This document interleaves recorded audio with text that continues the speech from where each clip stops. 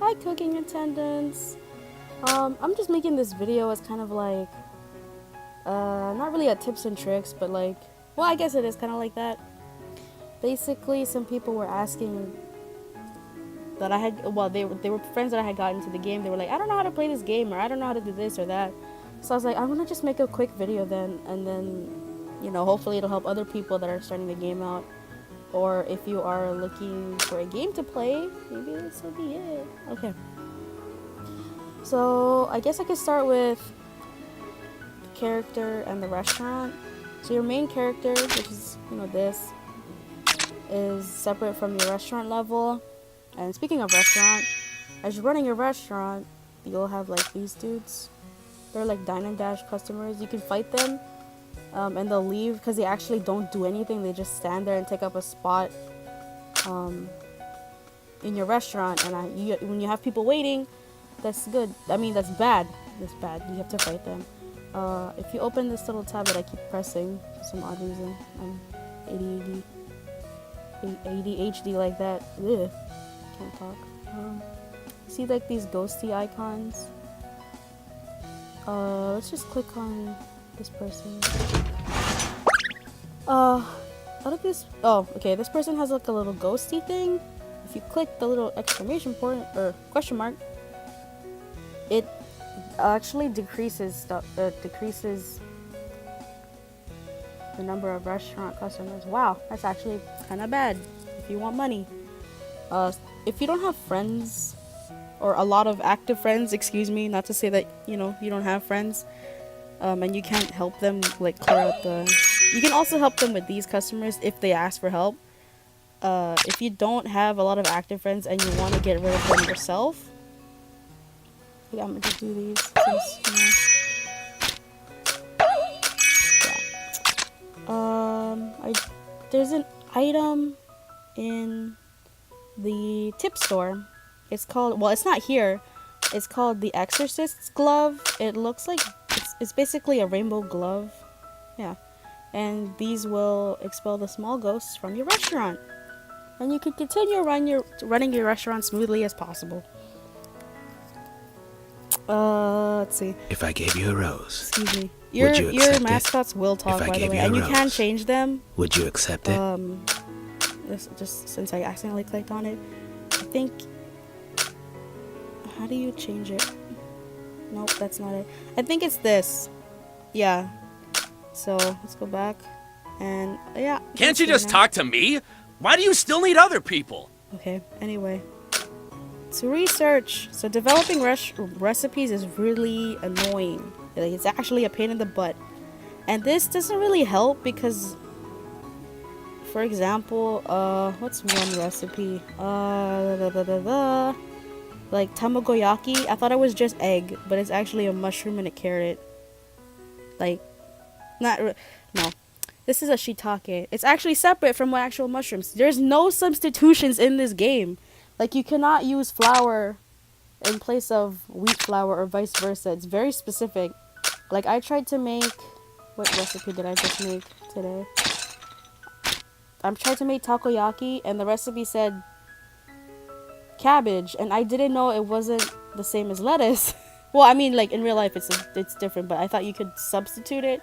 You can't, and sometimes it can get really stupid. It's just how the game is. I have a lot of milk. Damn. Anyway,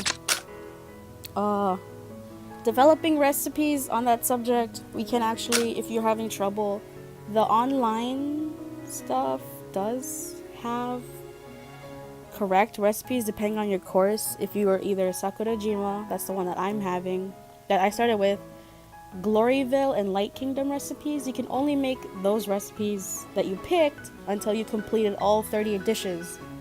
Of course, you get the Lost Cuisine that you could do from side quests, but if you don't have all 30 of whatever course you started with, you can't actually start another course. I don't know if that makes sense. Basically, I can't do Gloryville or Light Kingdom recipes until I've completed all of these, basically. Sort of, yeah. which I didn't know until like today. Also, there's this little button that you can check when you send your teams out to do things like explore. So actually, this is done exploring. So exploration actually, it gives you materials to Oh, either I'm quite happy. expand your restaurant, or if you have an ice arena unlocked. Like say you have, because your food source will eventually get really tired. Like if you have food source, like the ice arena by default gives you 3 slots. You could expand that so you could have more spots, especially if you pull a lot and you have a lot of unique characters that need to rest and take turns in the restaurant. Let's actually double check that I switched out everybody that I needed. Okay, and we'll do that. At restaurant level 7, I think it is when you can get assistant chef, and that by far is really useful because you can have 2 people cooking, and I'm sure if you haven't felt the annoyance or slight annoyance it is when you run out of food and you have like a door of customers. Quick tip, don't make the really good stuff if you have people at your door. Just make like baked potatoes, right? And just get them on the table. Like just make the food and get it.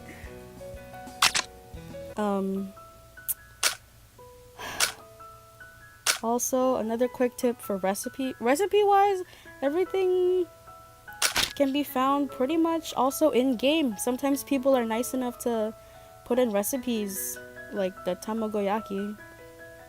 You can also ask in chat, but the chat goes by so fast and they all talk about K-pop and anime that I can't even keep up with it.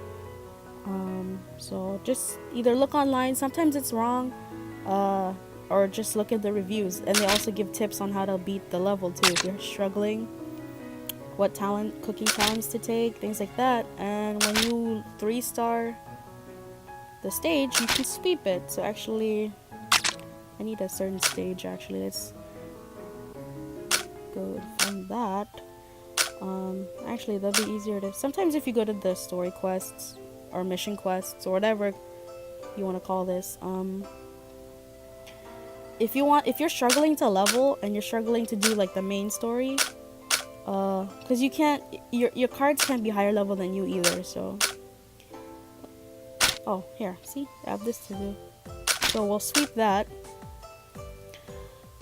Basically, if you want to level, you want to do the side quests because they'll always give you main character experience, and that's pretty important. Yeah. Do the side quests, and you can also get, things to do other stuff with. If you're struggling to get fame, I recommend trying to do all of the deliveries that you can possibly do. Sometimes they don't always drop when you serve people in your restaurant, but they're always guaranteed, even if it's just like a small amount. Like, excuse me, wrong button. Okay, I could do that. I'm breaking my rule here, but I'm just gonna send them out just to show you. Hello.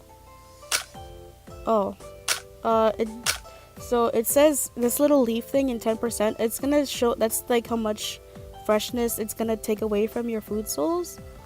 So that's why I recommend you kind of upgrade your slots in the ice arena, especially if you're like starting to get into like level 32, 30 something, into the level 30 areas or like levels, because you start to unlock a lot of stuff. I forgot what level you unlock, but the market is very useful for picking up items that you don't normally get or that you can't get yet because it's in a later level and you actually need it for something. And also building materials actually, so that's really good. And you need building materials to upgrade things like your restaurant, the little delivery bikes that's on the side here, like, yeah, and also the ice arena, but I think I said that already. Stages wise, let's go to the first area. So Secret Forest and Parisal. So actually this second area, I think every map is gonna be like that, where it has the stages, and then stages where you stages with the ingredients and stages with just the shards. So these are really good to farm every day. So you can, do that. Sweep it, get your shards, wait till tomorrow, sweep it again. I don't do it for all of the stages though, because I only want certain ones, like the SRs.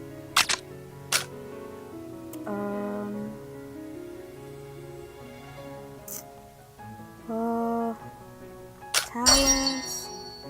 Right now, depending on your level, I recommend you upgrade straight cut and definitely seasoning and then like upgrading that. I focus on damage and support, especially if you don't have if you're using just the milk and black tea. Black tea is like skill, does a lot of damage too. It's a good AoE spell. Oh my god, my throat. Okay. Let's see. The trials, you can wow, redundancy. Depending on the day, you can get materials for like either XP bottles or stuff to level up your skills. That's basically that. And what the heck? Oh, there's just a stamina potion. Stamina potions aren't able to be obtained. You have to get really lucky. It looks like a delivery's done. These delivery boxes. Wait, what did that say? The high chance of getting. Oh, okay, great. So these chests sometimes give you shards. That's not vodka, but whatever. I think that's all for now that I can really explain.